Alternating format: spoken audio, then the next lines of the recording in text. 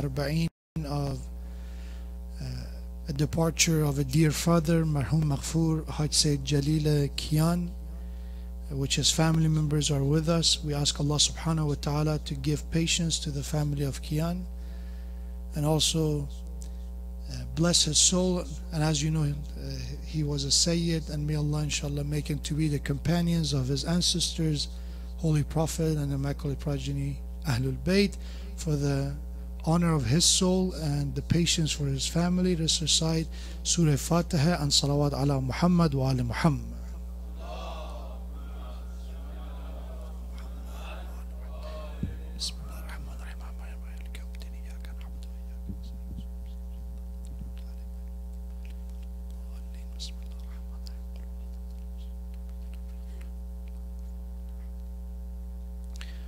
أعوذ بالله من الشيطان الرجيم بسم الله الرحمن الرحيم الحمد لله رب العالمين والصلاة والسلام على أشرف الأنبياء والمرسلين أبي القاسم المصطفى محمد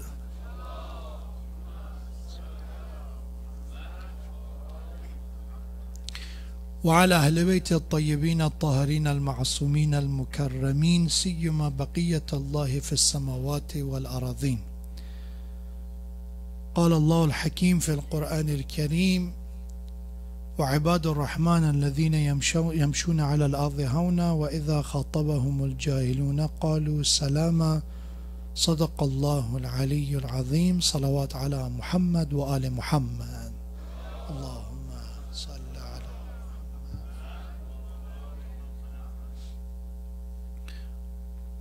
One of the important question that people usually ask themselves is the reason that why we're here, what is the purpose of life, and what Allah and why the one who created us put us through suffering, and thinking about that one day we have to leave all we love and think about death. Why is that? The one that is so kind, the one we call him the most merciful, the most compassionate, why he should put us through the process, the grieving and the sorrow of death. And the answer to that was provided by so many philosophers. Even in every religion they try to provide an answer for that. And in Islam, of course, there is no exception, that in the teachings of Quran and in the teachings of the Prophet there is an answer. If we feel satisfied with that answer or not, if we feel that that is a complete answer or not, it depends. One to one is not the same. And that is very important to recognize, that not every person will be convinced with the same answer. Not every person could find a resolution to their doubts, to their skepticism with the same answer, and that is fine. That is the way Allah created us. As Allah in Quran said, لا يكلف الله نفسا إلا وسعها, that the burden on every one of us is not the same, is equal to how much ability, how much potential we have. Based on that, it will be our responsibilities. And this capability is not limited to money, because usually when it comes to this verse, people say, you know, if you have money, you expect to help other people and use that money for a good cause. If you don't have money, there's nothing on you, right? But it's more than just money. It's about every other blessing in addition to money, in addition to wealth that we have. And that is about intellectual property as well. Is it our ability to think? Is it our ability to understand? Our intelligence is not in the same level. Our potentials are in the same level. And is absolutely fair as well. Because it will be unfair and unjust if Allah's expectation of us is the same thing. Let's say if somebody who went to a school that the teachers were good, educated, they know how to teach properly, He had all the tools and means to get a good education. His family supported him in the path of education.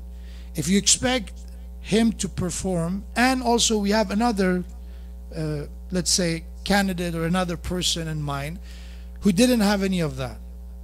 Went to a school or not, didn't know how to read or write, didn't have a family to support in the path of education, didn't get the chance of education itself. You expect both of them to perform in the same level? That is unfair and that is unjust.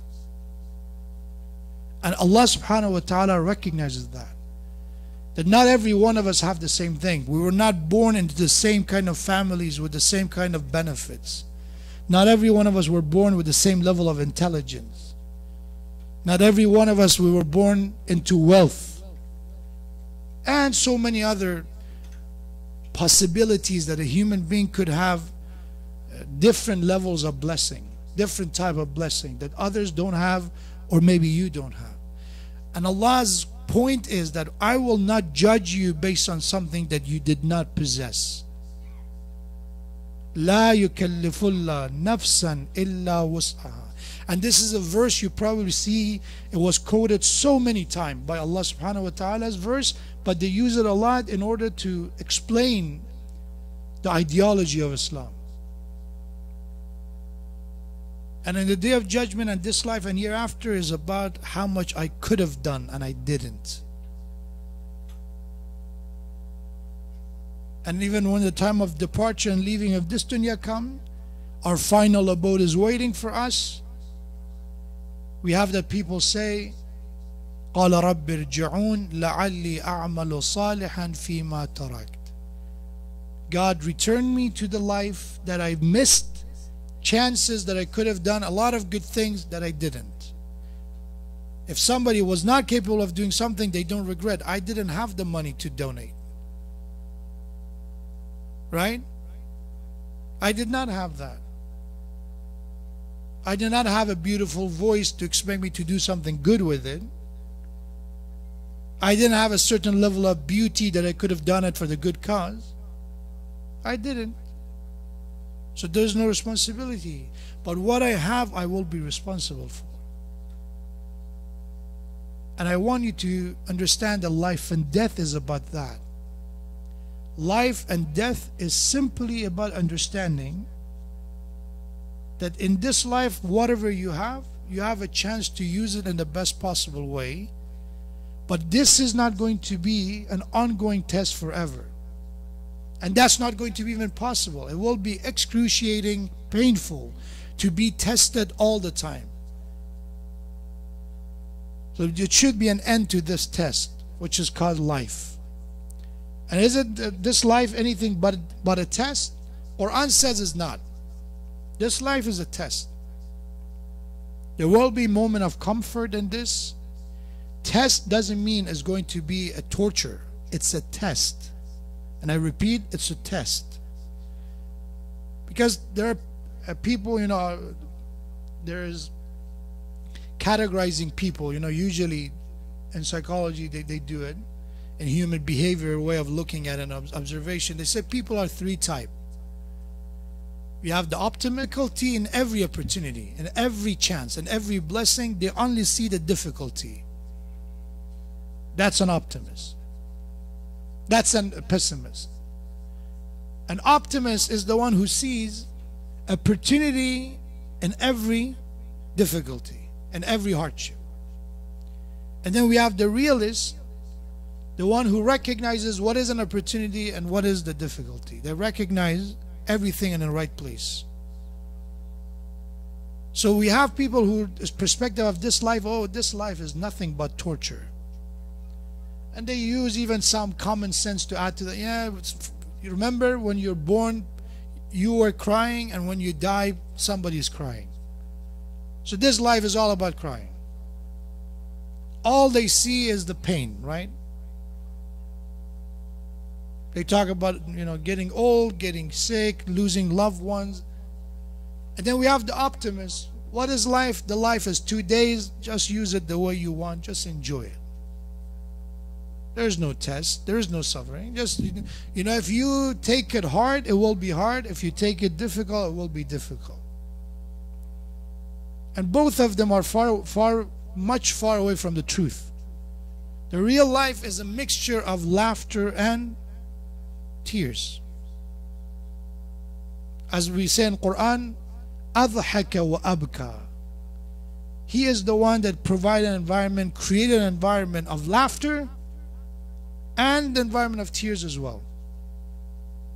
And a healthy human being who has both.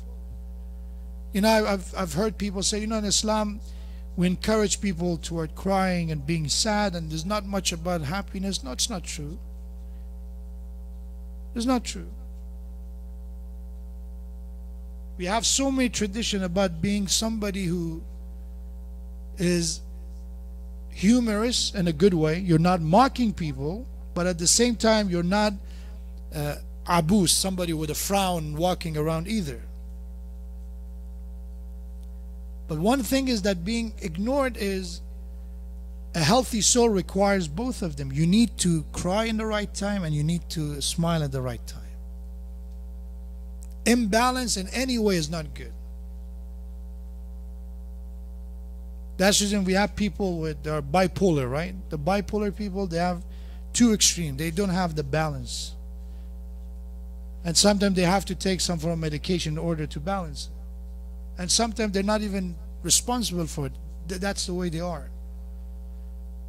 But in our behavior, sometimes we're not bipolar, but we act bipolar.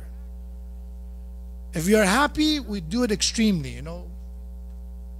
We break all the rules that is out there, any guideline that we follow.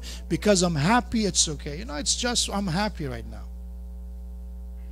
And then when it's come to sadness, we go to extreme as well. No, I cannot live anymore. I'm going to kill myself. The life has no meaning. Not the people who have depression and mental issues. That is not in their control. I'm talking about people who just exaggerate about their emotions. And the life that we live in is about balance. And death is the final time that we can make sure we perform the best we can in this test. وَلَقَدْ فَتَنَّا الَّذِينَ مِنْ قَبْلِهِمْ. Indeed, we tested people before you, nations before you. Now is your turn. You have your own test. And it's not going to be the exact same test. You don't expect the teacher to give the same test this year that is giving next year. It's the same situation. Principles are the same. Yes, you're right about that. That the truth, honesty, trustworthiness, kindness, these are the principles that you have to stand by. But the type of test, it become different. A scholar like me, a sheikh like me, is being tested differently from a student. A person who's wealthy will be tested differently from the one who's poor. And we have so many of these examples. But the beauty of the death is that there's not an end. We don't consider it to be the final destination. There's more to life than death. And I always, when I think about death, I said if it was no life after death, this life would have been very, very hard to tolerate. Very, very difficult. Because you live and you're honest and you do your job and you're very hardworking. And sometimes people who are unfortunately fraud and cheaters and liars, they get positions that they don't deserve. And you say, I thought that every hardworking person is supposed to get what they deserve, but this life is not like that, unfortunately. Yeah, for children, don't say that, please. To children, encourage them. But when you grow up, you understand that there are connections involved, there are prejudice involved, there's so many issues involved that sometimes somebody is being stripped of their right without no reason. And that believe in the life after death is that, okay, maybe they can't get away from the justice here, but ultimately there will be a justice in this universe, in this life, in a different form. And you say, what's the point? If there's no justice in this life, when I'm alive, what's the point of justice after death? We believe you're not going to disappear after death. The life still continues. وَإِنَّ الدَّارَ الْآخِرَةَ لَهِيَ الْحَيَوَانِ. That we believe this is an answer to those who object.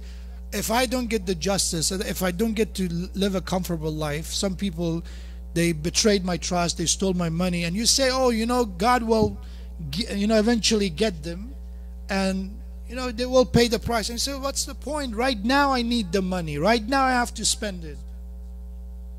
The answer to that is, if you think when they put the body inside the grave, you're done, you don't need anything else. When in reality, we're still in constant need. In a different form of existence, but still we're in need. That's the reason that justice means something.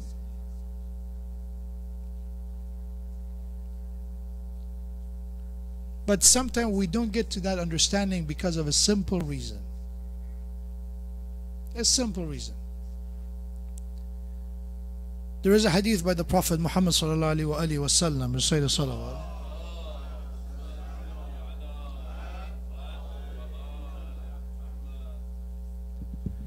that the Messenger of Allah focused on education and ilm and knowledge, enlightenment. And if you open the Quran, you probably will see this verse so many times about knowledge. Not about information, about knowledge. That unfortunately, majority of people, they don't know. That the reason people didn't believe in the Prophet of God, it was because they were ignorant. They were ignorant. And this word knowledge and ignorance are being used a lot. But the knowledge that the Quran refers to is not about memorization, is not about a couple of degrees. It's not about knowing just for the sake of looking it up on Google and now you know. No. Knowledge is being defined by who? By the Prophet of God. He's the teacher. So do you see the word knowledge, what it means? Which knowledge? And it's been said by his successors as well. Al-ilmu nurun yaqdhifuhu Allah fi qalbi man yasha. The true knowledge is a light that Allah will give to the path of those that they're worthy of it. That's a beacon of light that shows you the direction of life. It means that if you have knowledge, you figure out life and you figure out your direction. And with that, there will come peace. That's the reason Quran said, أنزل السكينة على قلوب المؤمنين. If you want to see how sakina, how this sense of serenity and peace is that solace. That is the beauty of Iman, the true Iman. And Quran give us a test. Because people, we have in Quran that they assume they're believers, but in reality they're far away from truth. They think. As Quran said, زَيَّنَ لَهُمُ الشَّيْطَانِ or زُيَّنَ لَهُمُ الشَّيْطَانِ أَعْمَالَهُم. What Shaitan did a good job was that he decorated, beautified their evil action for them. They do something horrible, but they look at it and said, I'm not that bad. They do things that is wrong, but in their own eyes is not that bad. Why? Because one way is to always compare. People do worse than this, right? That's the reason you hear, when you talk, you see in politics today, when they're talking to some people who said something racist, Islamophobic, xenophobic, they say something horrible. And they're being questioned that, why did you say this? And first they try to justify, this is not, how I meant it. But said, okay, but you said it, and it's going to have a lot of reactions and results, and it affects people. And they said, why you're so, obsessed with this? People do worse than this. If I said this, people used to own slaves. It's like that because I don't own a slave and make it okay to be racist. Or if I make a threat to someone, I'm going to kill you, God forbid, right? So there's law for that, right? And they take you to the court, or the police come and said, why you threatened this person? What was the reason? So why didn't kill them? People kill other people. Go get the killers. This is a mentality of some زُيِّنَ لَهُمُ الشَّيْطَانُ أَعْمَالَهُم. They consider their action to be not that bad, even good. Even good. That's the reason we have to always test our iman. We have to make sure that the iman we have is a genuine iman. How to do it? What is the test? You saw probably cashiers that they have a marker to test the large bills. They have a marker.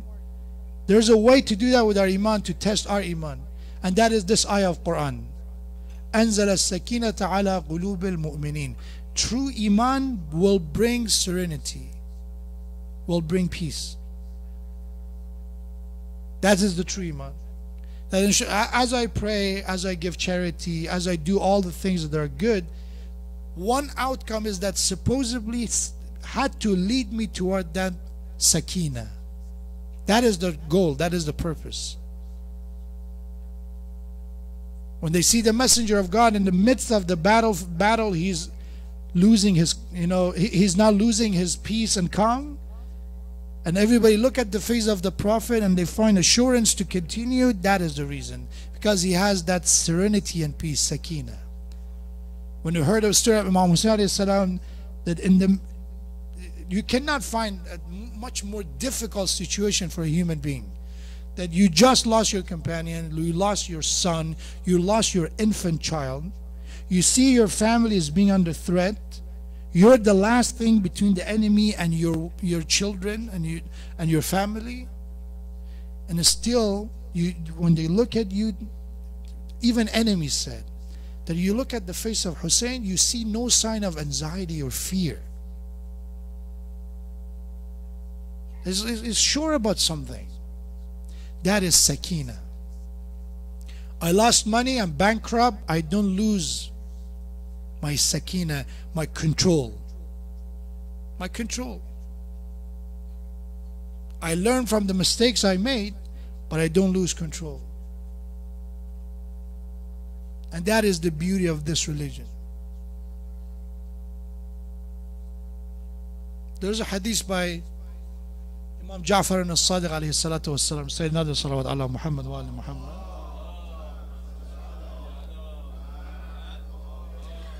That Imam said, a mu'min is waquran inda al-hazahiz.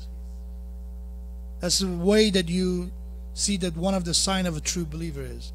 That waqur comes from the word waqar. Stable. The one who's rooted in the ground. Hazahiz are strong winds, storms. So a mu'min is like a tree that is so strong and well rooted that the winds and the storm easily doesn't take it away from its roots. And it is possible to achieve. It's not something to talk about as a dream. We have so many examples of that. Hujr ibn Uday was one of the people who was a companion of Imam Ali salam, but after Imam Ali was killed, still he professed his love for Imam Ali at the time of Muawiyah.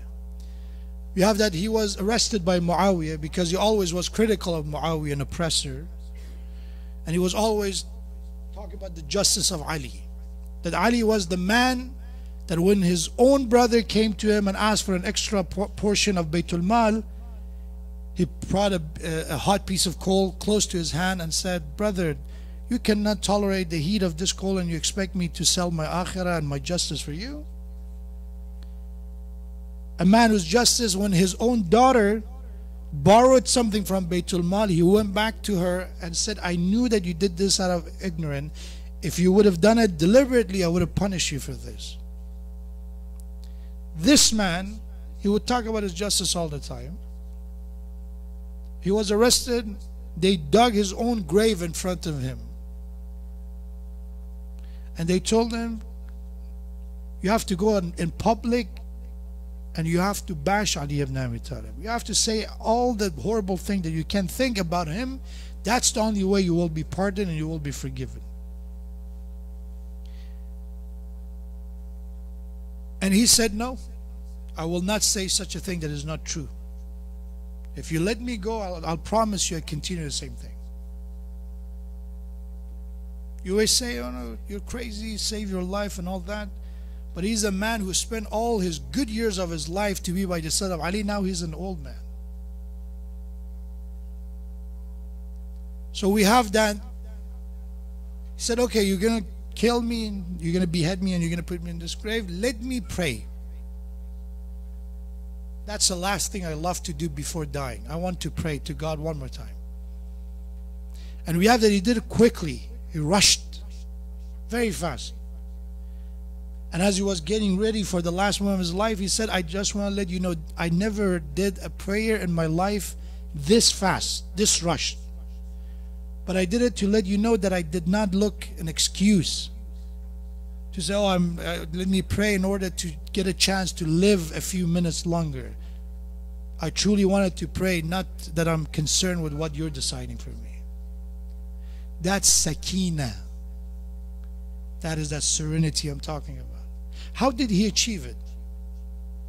If you want serenity and sakina, what is the best way to do it? That's a practical action plan for it. So it's from the beginning of lecture, I talk about life and death. I talk about that the life is about test. Understanding that death is not the end. There is more to this life than that.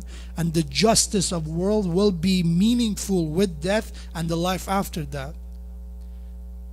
And now the question is how to reach that serenity, which is the true test for true iman. How we get there. How we gain sakina and how we gain that solace. Number one, to have accountability for self.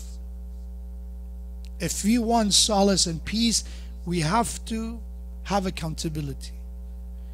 Prophet said, "Hasibu qabla an tuhasabu." Assess yourself before you will be assessed. Tax season is coming. Who will be afraid of IRS and audit and all that? The one who knows that they didn't do it right. They didn't work by the book. They will have some concern. But the one who did everything right, they assessed their transaction, their expenditure, everything. Why they should be worried? Let them audit. And God is the greatest when it comes to precision, because maybe, shall I pray none of you get audited, by the way, I'm not praying for that, but even if we do that, there's a possibility that they could, ignore something, don't pay attention to something, and you get away with it. But in the day of judgment, we're dealing with the assessor that there is nothing hidden from him, right? Because our own body is a witness. The earth we lived on is a witness. The time is a witness. Angels are, there's so many witnesses that one of the biggest one is ourselves. There's nothing that we can't deny. So assess ourselves. And when we did, accept. Don't look for excuses. We should not look for excuses.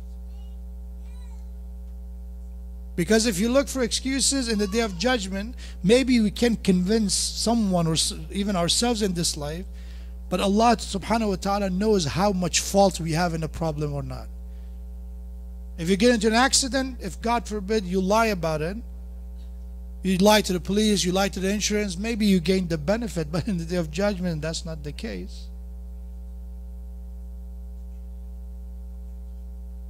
So accountability means assess, measure, and the shorter the time the better. Don't do it once a year. Do it at least, if you cannot do it every week, once a month. Write down what you did. Try to recover, well, God forbid, if there is any harm and damage, try to catch up. Take a notebook, take a piece of paper, you take your phone, whatever source you want, and start fixing on that list. Imagine, God forbid, if we died We have that Imam Ali salam said, because you know it's highly recommended in our traditions that when you see somebody's being carried away, a body, a dead person, participate in tashyi'a janazah, right? Carrying the body. We have, if you take 7 steps, 7,000 of your mistakes will be forgiven. It's highly recommended. And we have, as you say, La ilaha illallah, La ilaha illallah, you say that as you are carrying the body. Read this ayah, the ayah from Surah Mu'minun, verse 100. قَالَ رَبِّ ارْجِعُونَ, Oh Allah, return me to life. And Imam Ali salam said, imagine you're the dead person. You died. Imagine that's you. Could be you. It's not that difficult. One day it would be me and you.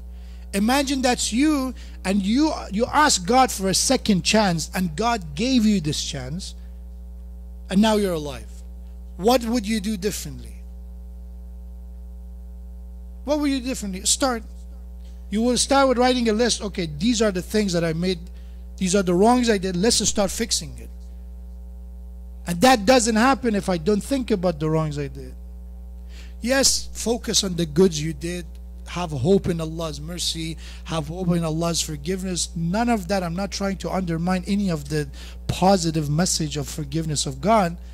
But at the same time, we cannot ignore that we need accountability in order to be law-abiding citizens of God. And we have to do that. If I made a mistake, I did it. I accept I did it. And then when I accept, that's the next step to recover. That's number one. Accountability. And then when you sleep at night and you know that I know what did I do, I know the list of the actions I committed, I will sleep much more comfortable, knowing that I did my best to fix the mistake I made. Number two, how to find sakina is gratitude. To be thankful. To practice the attitude of being grateful. Grateful is that you appreciate even the small things. Because one personality is greed is not enough, is never enough. And start with people. Start with people, being grateful toward people, and then you will inshallah become grateful to Allah, next level. But if you are ungrateful to people that we can see, the chances of being able to be grateful to what Allah subhanahu wa ta'ala will diminish. My mom, my dad, my husband, my wife, my teacher, the one who helped me to get a job, the one who helped me get married, the one who helped me come to this country, the one who helped me with paperwork, whatever is the kindness they made. If I'm not grateful toward them, would you think I will be grateful to the unseen, a God that I never see, with my eyes, with the visible apparition of God? We can't. Imam Rida alayhi salam said, the one who doesn't appreciate the creation of God will not be able to fulfill the appreciation and gratefulness toward Allah subhanahu wa ta'ala. So that is step number two, to be grateful. How to be grateful? Get used to say this word a lot. What is that word? Thank you. Thank you. Don't take it for granted. It's a meal and you are probably, one family member made that food thousands of times for you, still 1,000 times thank you. Thank you. And number two, pay attention to the details of that. Don't just say, because sometimes we say thank you, but we're ignoring it. Thank you. We just go with the food. But sometimes you acknowledge the details. You pay attention to the details. Oh, alhamdulillah, it's good. I love the scent. It tastes so good. I have so many traditions about this. Imam Sadiq said, look at your food. Quran says, look at your food, observe your food and enjoy it. انظر الإنسان إلى طعامه. Look at your food. Because you appreciate it differently. We have that Allama Tabatabai. This has been said about him by his family. that they brought him by one of the family members who came to visit him some cherries. So we look at him, the way he was eating that cherry was he was looking at one of them, looking at it first and then eat it. And it took him some good time. And we said, Dad, you know, if we knew you loved cherry this much, you could have asked us and we would have bought you earlier.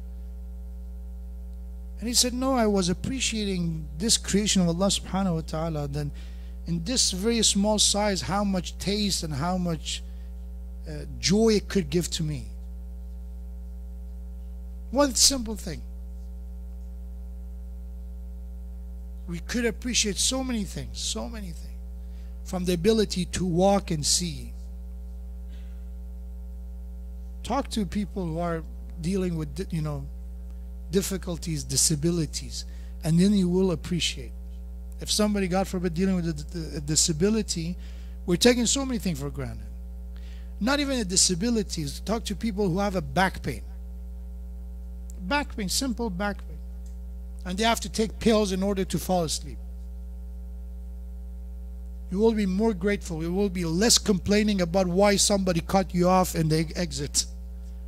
That would not be a big problem in your life. Practice gratefulness. Number one, as I said, say thank you. Number two, attention to details. And number three, they say to list the things that you're thankful for. But at the same time, it's important to always live with what you have, not what you could have. That will make you grateful. Live with what you have. Alhamdulillah, I have this. That's it. Tonight, I wish I could have, I don't know, barbecue, but tonight I have this. Let's enjoy this.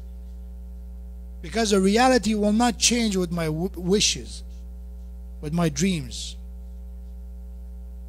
Ambition is good. Dreams are good. But sometimes dreams, we call them dreams and ambitions, when in reality they're what? They're loss. We are torturing ourselves in that moment for the sake of something that we could not have at that moment. That was number two. And I inshallah finish with one more if you help me with the salawat ala Muhammad wa ala Muhammad.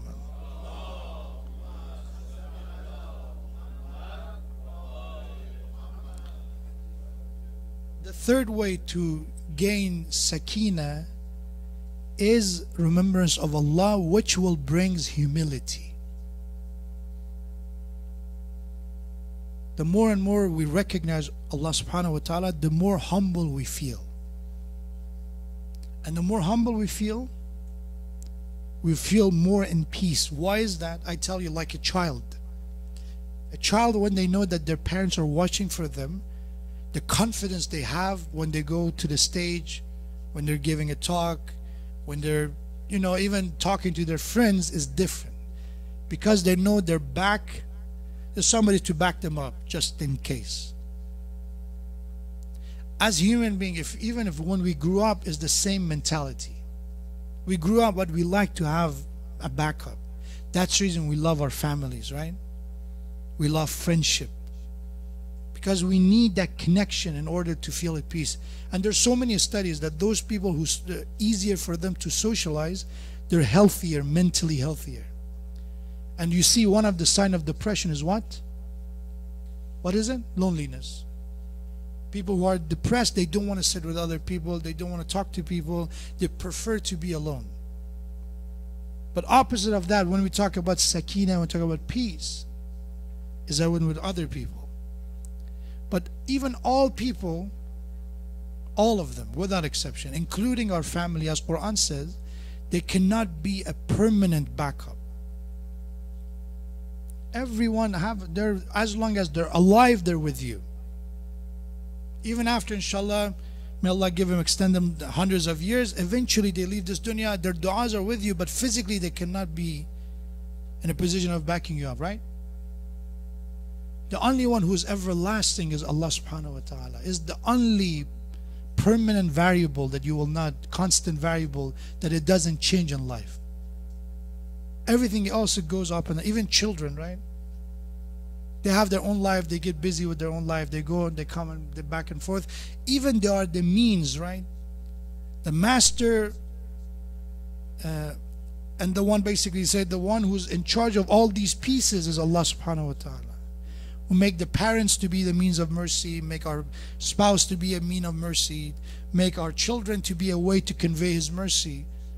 But the one who's the true master, Malik, is Allah subhanahu wa ta'ala. And when you remember and you recognize Allah, it will bring the sense of peace. That's why it is important to remember the greatness of Allah. Then you understand, because if we feel we're in charge of everything, we have all the problems, we have all the difficulty, it challenges us. We feel alone. There are studies shows about people with fatal diseases, that if you take away their hope that there's no cure for you, you're dying, if they lose hope, body give up, the immune system gives up. And there's not just, this is not me talking about some hippie nonsense that people talk about. No, there's actually studies on this. Placebo effect is about that, right? And every pharmaceutical test, majority of them, there's a placebo pill being given to people to just that hope. They're actually, there's a percentage, and they consider that something normal, that every time when they try a drug, they give it to people. And there's, of course, they separate them, and when it comes, people don't know, but they separate them. They give placebo effect to one group, right? And then another group, they go to the actual group. And then at the end, of course, they see how much difference is between the two groups, how much improvement. And always there's 3-4%. There's something even more. There's always a percentage of those people with placebo effect that they feel better. They just took a sugar pill, but because they thought they're taking a medication, that conviction, that whatever they call it, it helped them to feel better, actually feel better.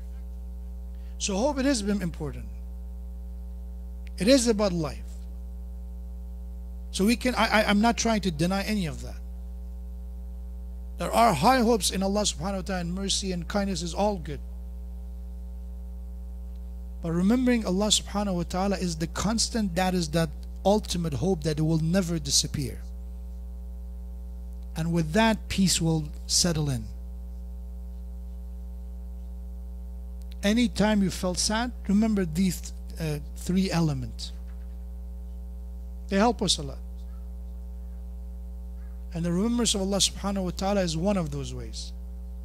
Not just say the dhikr. When you say Allahu Akbar, remember, when you do in your prayers, you face Qibla, you say Allahu Akbar, we raise our hand next to our ears, so we put everything behind ourselves, and now we face God.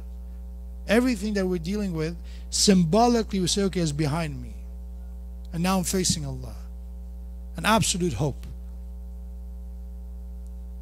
And our humility and humbleness, that we're not in charge of everything, we're not responsible for every problem, we're not responsible to solve every problem. Because the more and more we think that way, the more suffering it will come to us. That those people, as I said, with the fatal diseases, if you take away their hope, they give up on fighting. Because they think, okay, the only one who can help me is me, and my body doesn't help me, so what's the point?